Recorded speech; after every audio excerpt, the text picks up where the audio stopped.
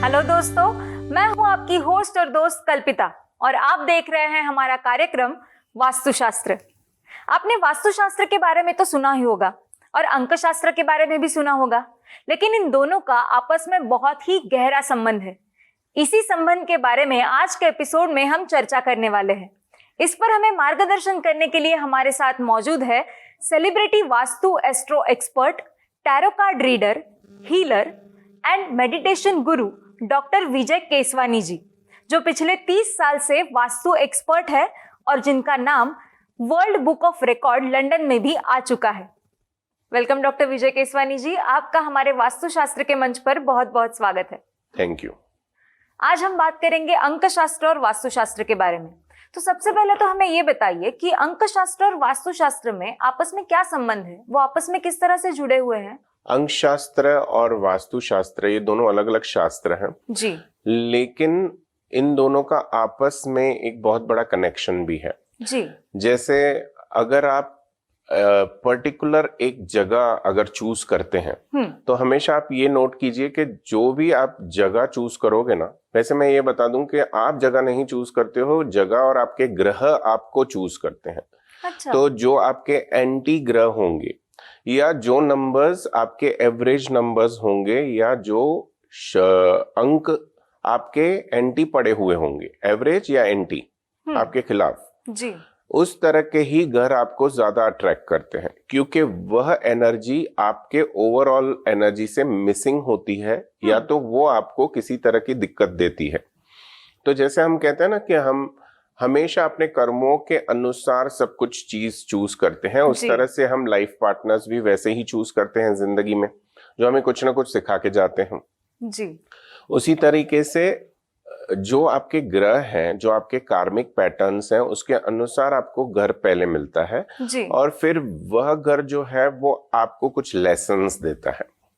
तो दोनों का कनेक्शन बहुत स्ट्रांग रहता है। जी, बिल्कुल। और इसी तरीके से हमें जब भी आप घर चूज करोगे, फॉर एग्जाम्पल एक मैं छोटा सा उदाहरण बताऊंगा कि अगर आप नंबर 3 बिलोंग करते हैं, आपके अगर लकी नंबर्स में से या कंपाउंड नंबर जो आपका है वह 3 पर आता है, यानी बृहस्पति से संबंधित है, जी, तो बृहस्पति और शुक्र दोनों एंटी होते हैं।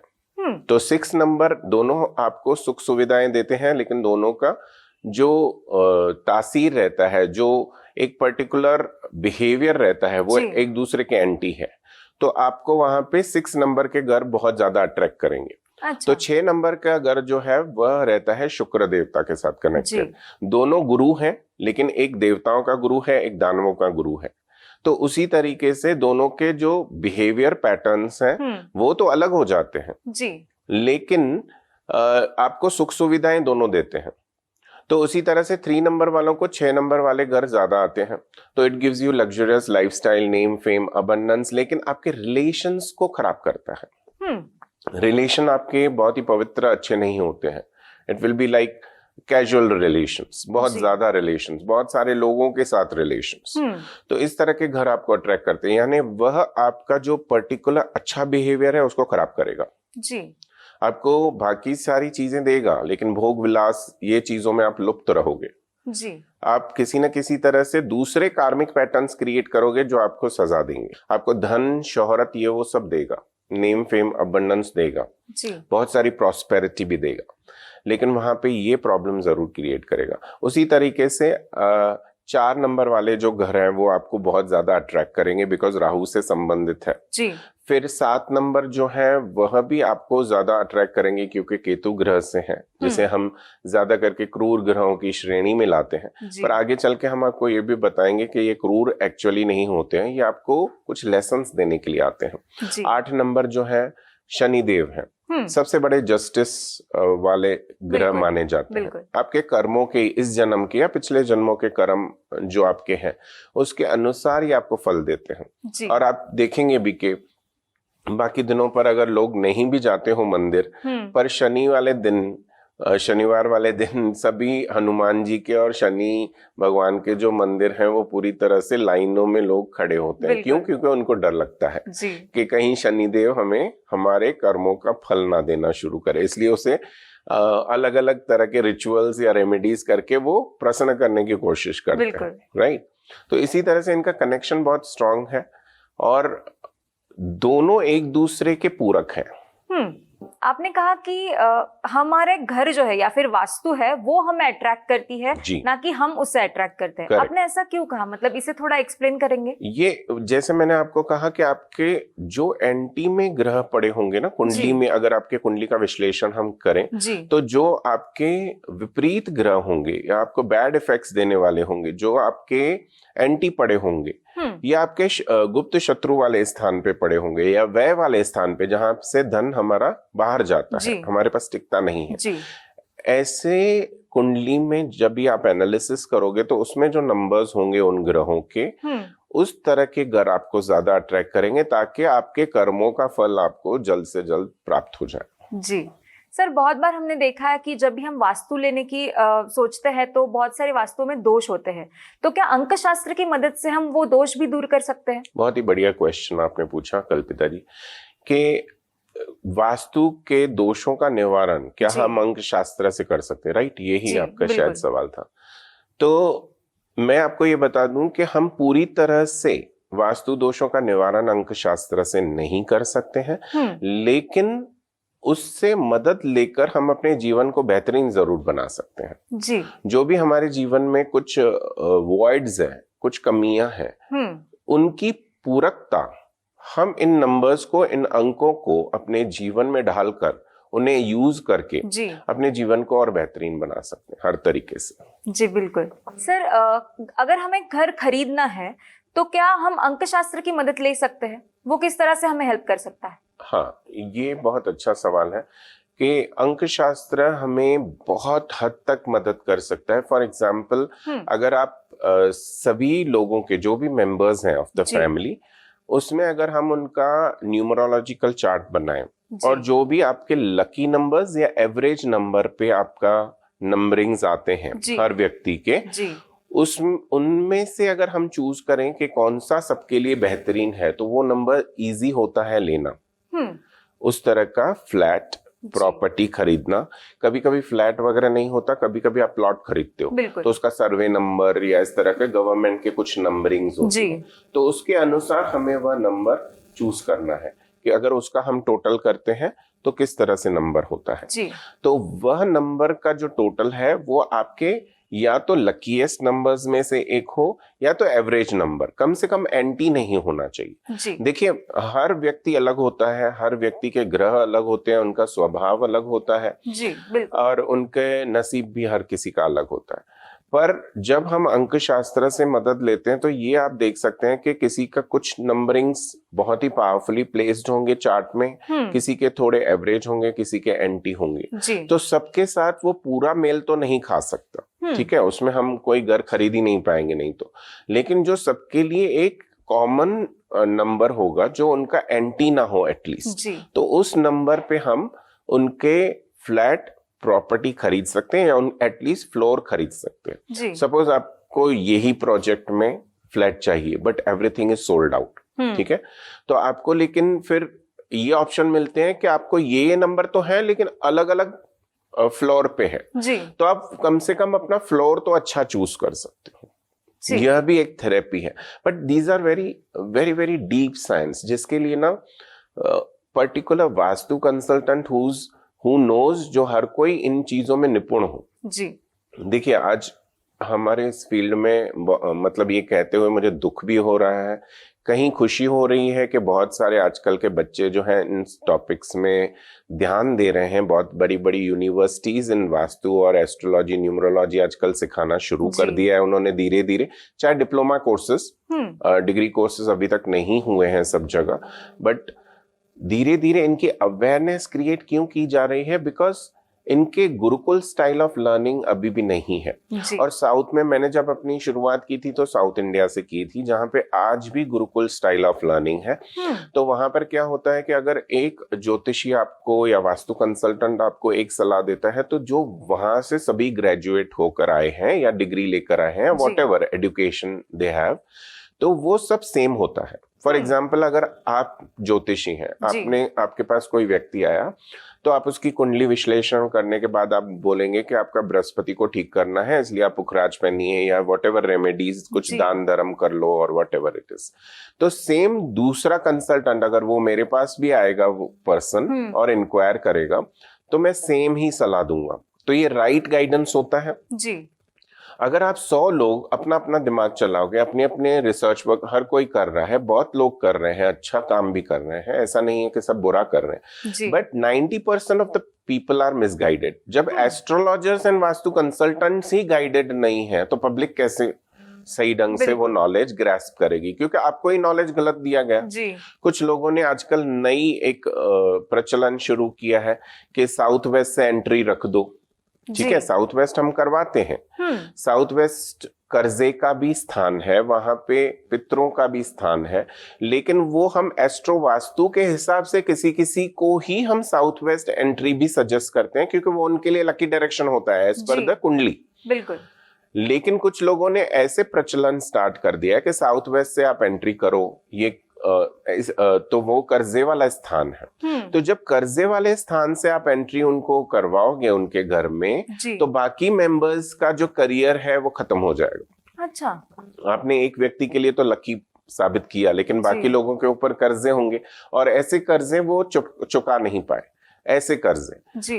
तो इसलिए शास्त्रों के खिलाफ हम नहीं जा सकते हैं। What ever the set pattern is उसको ही हमें पकड़कर चलना है। बिल्कुल। तो जो ऐसे वास्तु कंसल्टेंट्स भी हैं उनसे भी पब्लिक को सजग रहना चाहिए। अगर आपको रॉन्ग कंसेप्ट सिखाए जा रहे हैं, या सोशल मीडिया में मैंने बहुत कुछ देखा है कि 90 और 70% तक तो फेक चीजें चल रही हैं जो हमारे शास्त्रों में नहीं है, तो वहां पर आपको ध्यान देने की आवश्यकता है, क्योंकि अगर आप सिर्फ उनके रील्स बनाने हैं उन्हें, इसके वजह से कुछ भी बोल देते हैं और आप वो उपाय करते हो तो लेने के देने भी हो सकते हैं।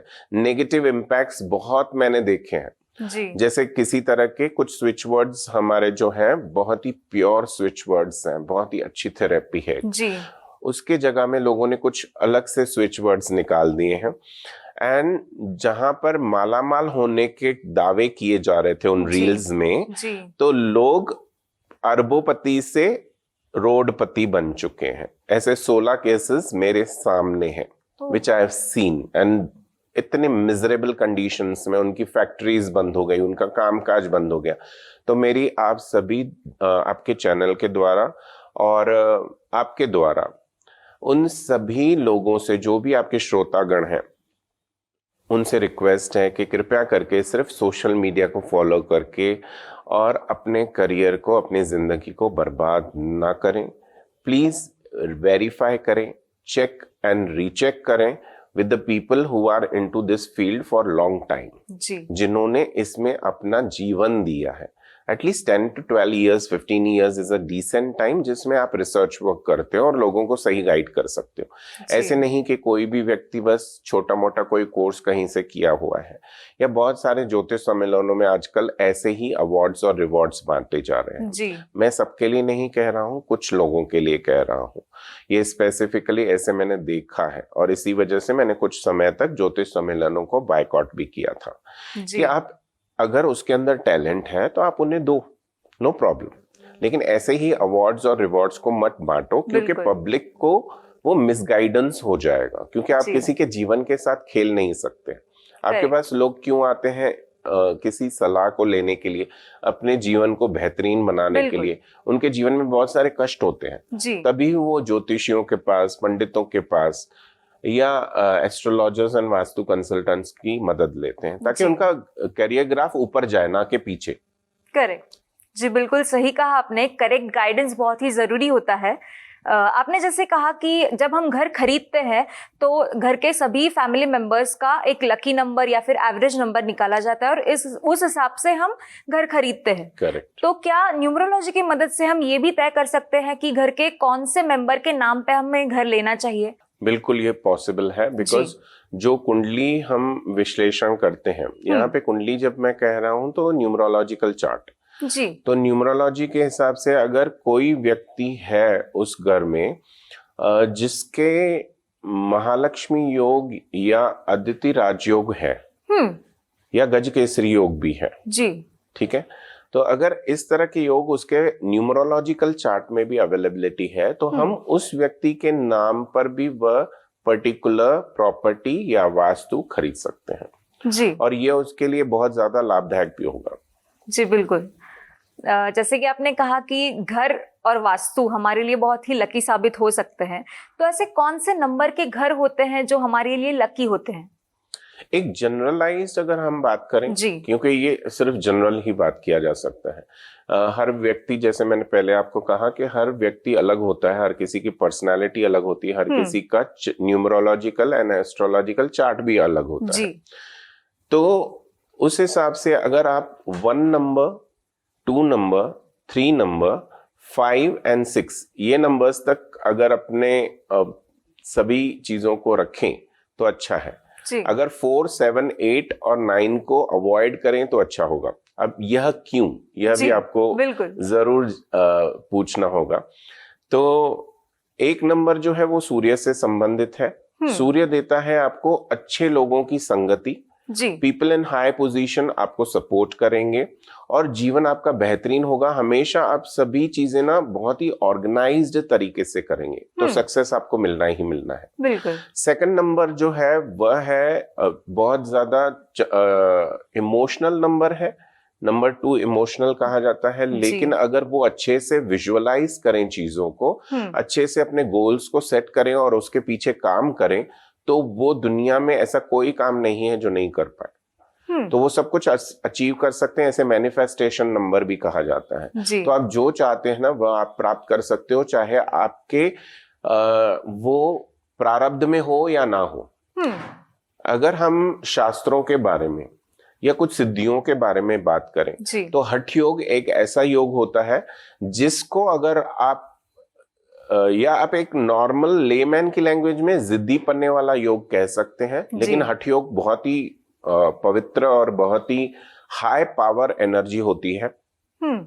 तो अगर हम कुछ भी सोचते हैं और उसके पीछे कार्य करते हैं, वह काम हो जाए, ऐसा सिर्फ 2 नंबर के व्यक्ति कर सकते हैं जी। और वो अपने जीवन में ऐसा कोई भी लक्ष्य नहीं है जो प्राप्त नहीं कर सके, चाहे वो उस फील्ड से बिलोंग करते हो नहीं करते हो, तो वह सब वो प्राप्त कर सकते हैं। 3 नंबर के व्यक्ति जो हैं वो बृहस्पति ज्यादा उनको कंट्रोल करता है, उनके ऊपर उनकी कृपा बनी रहती है। तो नेम फेम सक्सेस के साथ साथ उनके घर में अच्छे संस्कार, एक दूसरे के प्रति सही ढंग से कार्य करने की क्षमता, रिलेशंस पर वो लोग वर्क करते हैं। साथ ही साथ इनको फोकस्ड माइंड रहता है, तो अगर ये जॉब या नौकरी पेशा भी हैं तो वहां पे भी हाई पोजीशन में पहुंचने की क्षमता आती है, अच्छा धन कमाते हैं। और उसी तरीके से अगर ये बिजनेसमैन है तो ये एक ही तरीके से फोकस्ड रहकर अपने बिजनेस को कई गुना बढ़ा सकते हैं। अच्छा। तो इनके अंदर इस तरह की क्षमता होती है। और 5 नंबर के व्यक्ति अगर कहें तो वो इंपोर्ट एक्सपोर्ट से संबंधित ज्यादा काम करते हैं, अलग अलग फील्ड्स, अलग अलग लैंड और कम्युनिकेशन से संबंधित बहुत काम करते हैं जी। इनका क्योंकि बुध ग्रह बहुत बढ़िया होता है तो इंटेलिजेंस ब्यूरो से संबंधित काम कर सकते हैं। या यह व्यक्ति जो है इनके अंदर बहुत अच्छी वाक शक्ति होती है जी। तो ये किसी को भी कन्विंस कर सकते हैं, अंधे को भी ये चश्मा बेच सकते हैं जी। तो मार्केटिंग में बहुत अच्छा ये कर सकते हैं जी। चाहे वो इंश्योरेंस सेक्टर से रिलेटेड हो, किसी भी चीज से हो, तो they can convince you like anything. उसके बाद अगर 6 नंबर के व्यक्तियों के बारे में हम बात करें तो इनके अंदर बहुत ज्यादा क्रिएटिव माइंड होता है। यह शुक्र प्रधान होते हैं, शुक्र ग्रह से संबंधित है और यह आपको देता है luxurious lifestyle, name fame, abundance. तो आप काम कौन सा करोगे? हर किसी व्यक्ति को ना ब्यूटीफुल बनाने के लिए, लग्जरी देने के लिए, गाड़ियों के भी एक्सेसरीज वगैरह जो है उस तरह के काम जो है, या शोरूम्स जैसे होते हैं। फॉर एग्जाम्पल यहाँ पे ऐसे भी हो सकता है कि जो भी आप काम करेंगे ना बहुत ही एक्स्ट्रावेगेंट, बहुत बड़े तरीके से जी, वो छोटा काम नहीं कर सकते हैं, है ना। तो अगर उनका आप सिर्फ एक सैलून में भी चले जाइए तो वो भी बहुत एक्स्ट्रावेगेंट होगा। मतलब आप जब वहां पे जाओगे तो उनका इंटीरियर बहुत ही भव्य होगा, जी बहुत ही एक्सपेंसिव चीजें जैसे gold and silver and metallic बहुत चीजें उसमें रिफ्लेक्ट करेंगी। जी उनके यहाँ पे कुछ ऐसे चमकने वाली चीजें बहुत ज्यादा होंगी, जैसे क्रिस्टल्स आपको दिखाई देंगे, भले आर्टिफिशियल जेमस्टोन्स हो लेकिन बहुत ही भव्य, दिखने में बहुत ही ब्यूटीफुल। जी तो इस तरह के लोग जो हैं वो बड़ा काम करते हैं, बड़ी पोजीशन को अट्रैक्ट करते हैं अपने जिंदगी में, और नेम फेम बहुत प्राप्त होता है। तो जो एक्टर्स हैं, राजनेता भी हैं, वो भी इन नंबर्स को जब बिलोंग करते हैं तो बहुत हाई प्लेसेस पर पहुंचते हैं। सर, बाकी के जो अपने नंबर बताया 4, 7, 8 और 9 नंबर, इनके बारे में भी थोड़ा डिटेल में बताइए। 4 जिनका भी प्रधान नंबर है या अंक है जी तो उन पर राहु देव की कृपा होती है। अब राहु जब आपसे रुष्ट होते हैं, या ऐसे जो प्रचलन में है कि जब भी आपके कुंडली में राहु की प्रबलता बढ़ जाएगी तो आपका सर्वनाश हो जाएगा, आपका धन जो है वो पूरा चला जाएगा, ये भ्रांतियां हैं। राहु और केतु ने भी अमृत पिया था जी, और इसी वजह से उनके अंदर दैवित्य क्वालिटीज भी हैं, देवों वाली क्वालिटीज हैं। इसके वजह से वह जब आप पर प्रसन्न होते हैं या उनके सही उपाय आप करते हैं तब आपको जैकपॉट्स भी देते हैं, धन देते हैं। आपकी शादी में जो रुकावटें बाधाएं हैं उनको पहले तो आपके जिंदगी में लाते हैं, लेकिन उसके बाद में जब शादी कराते हैं तो बहुत धूमधाम से सही पार्टनर के साथ जी, यह उनकी बहुत अच्छी क्वालिटीज होती है। तो लेकिन एक जनरलाइज जब हम बात करते हैं तो हम इन 4, 7 और 8 इन जो क्रूर ग्रहों की जो संज्ञा इन्हें दी गई है, इसके वजह से इनको हम अवॉइड करते हैं। 7 नंबर जो है वो केतु से संबंधित है, वो भी हेल्थ से रिलेटेड बहुत सारी प्रॉब्लम्स देता है, धन को व्यय कराता है, वेस्ट ऑफ मनी बहुत ज्यादा होता है, धन टिकता नहीं है। जब इनको हम प्रसन्न कर देंगे इनके उपाय करके तो वो हमें ये सब प्रॉब्लम से बाहर भी निकाल देंगे। उसी तरह से 8 नंबर जो शनि महाराज का नंबर है, जिसे हम लॉर्ड ऑफ जस्टिस भी कहते हैं, वो आपके प्रारब्ध के आपके कर्मों के अनुसार आपको प्रारब्ध देते हैं। तो लेकिन अगर हम उन्हें भी प्रसन्न कर देंगे तो he also gives us blessings, वो भी हमारी मदद करने के लिए दौड़े आते हैं। तो जितना अगर आपको जिंदगी में नुकसान करवाया ना, उसकी भरपाई कई गुना ज्यादा करा देते हैं। तो 9 नंबर पर जब हम बात करेंगे, वह नंबर है मंगल ग्रह का। मंगल जो है आपको बहुत अच्छी लीडरशिप क्वालिटीज देता है। पॉलिटिक्स में अगर किसी के ये नंबर्स हैं तो वो बहुत अच्छे ओहदे पर पहुंच सकते हैं, बहुत ही ऑर्गेनाइज तरीके से लोगों को अपने अंडर में रखते हैं और सही लीडरशिप क्वालिटीज के अनुसार उन्हें गाइडेंस भी देते हैं। लेकिन यह नंबर भगवान का भी माना जाता है, आपको प्रोटेक्शन देता है, लेकिन ये लेट सक्सेस देता है। अच्छा, प्रॉब्लम सिर्फ वही है कि सब चीजें प्राप्त होंगी लेकिन इतना लेट होगा ना कि तब तक आपको उसमें से वो जो कहते हैं ना एक कि मुझे ये चाहिए वो चाहिए, तब तक आपकी इच्छाएं खत्म हो जाती हैं। तो इतना लेट जिंदगी में अगर कोई चीज प्राप्त हो तो कोई मतलब की नहीं रहती। तो जब किसी का भी घर का नंबर 9 पे आता है तो हम उनके बाकी चार्ट्स में कुछ ऐसे नंबरिंग्स को लाते हैं जो इस चीज को फास्टर रेट पर लेकर जाए। जैसे 5 नंबर को इंट्रोड्यूस कर देंगे तो चीजें फास्ट होनी शुरू हो जाएंगी। बुद्ध से संबंधित है, फास्ट थिंकिंग होगी।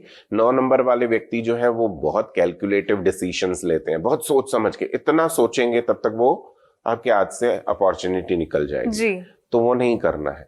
5 नंबर जब हम इंट्रोड्यूस करेंगे the things will start moving faster और जल्दी से मतलब डिसीजन लेंगे, सही डिसीजन लेंगे।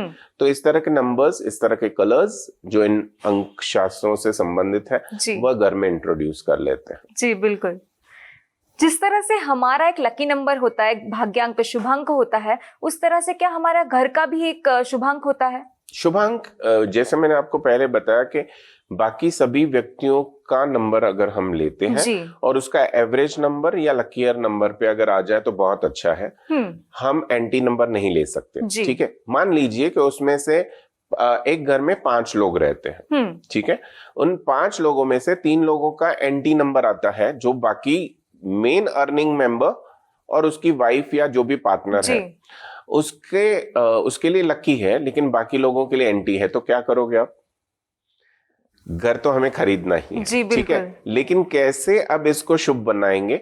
तो पहले इन दोनों के लिए जो लकी है वह करेंगे, फिर जो ये 3 मेंबर्स बच गए जिनका एंटी नंबर है तो उनके ऊपर इसका बुरा प्रभाव तो आना है, आज आया या साल के बाद आया, लेकिन होगा जरूर। ठीक है, it's like a bomb is there, but वो कब फटेगा पता नहीं है। या एक्सीडेंट योग मेरा लिखा है लेकिन कब होगा पता नहीं। या उस पर्टिकुलर जो भी हमारी दशा या महादशा चल रही है उसमें होगा जी, लेकिन कब होगा, किस मिनट होगा वो पता नहीं, वो सूक्ष्म दशा से पता चलता है।